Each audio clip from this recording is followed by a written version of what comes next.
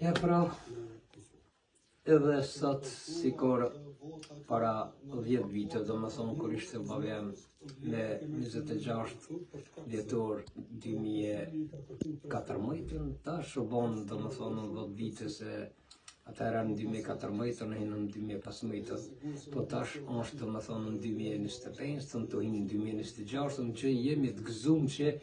ja shumë sa edhe njerë babam për të na ardhur në vizit, na vizitu neve në Danimark, ku ne ka gëzu e zemër, domethënë se jemi të lumtur që ka ardhur dhe mundohemi që vllahun tim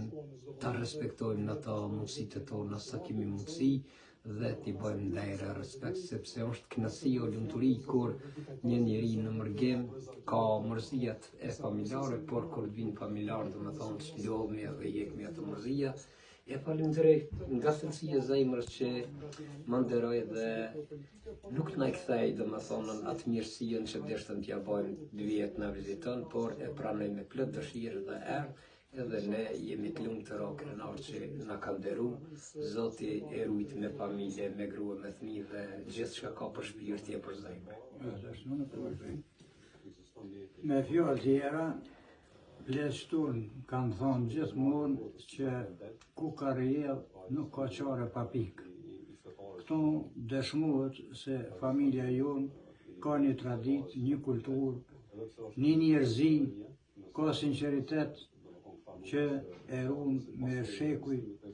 prej fshatit në qytet, po ja dhe tani sot në shtetet skandinave në Kopenhag të Danimarkës. Jam shumë krenar, shumë i lumtur, që as për si vjet as që kam mendu se do të kam një plan për me dalë dikun jashtë, po ja tani shfryzoj rastin vllau dhe me ftoj. Kështu që u obligova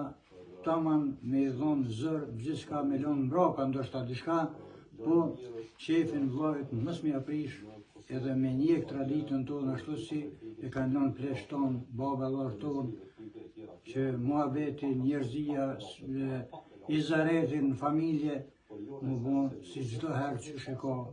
shqiptarja det. E falenderoj vllaun, i falenderoj këto kunotën, e falenderoj mesat e mia, e falenderoj edhe gjyshin që kemi sonë të prezent këtu, që edhe kjo pa një sakrificë, ky muhabet, ky mish, nuk i shartun, pra do sakrificë, do njerëz, do zot, punoj natë e ditë, edhe që sot për shfryzojnë me vllaznin.